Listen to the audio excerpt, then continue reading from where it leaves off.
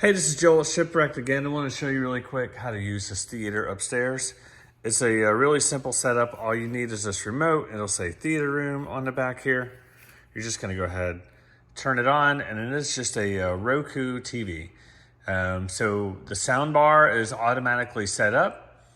You don't need to do anything with it.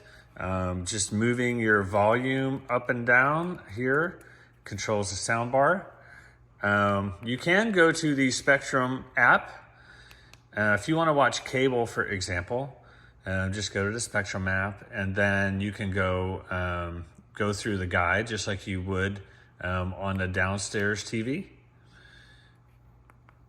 So you can go up to the guide. Looks like we've got some college football on right now. And if you want to turn it up, the sound bar, all you do is hit the side button here. And that's it. All right. Hope you guys have a great stay. Bye.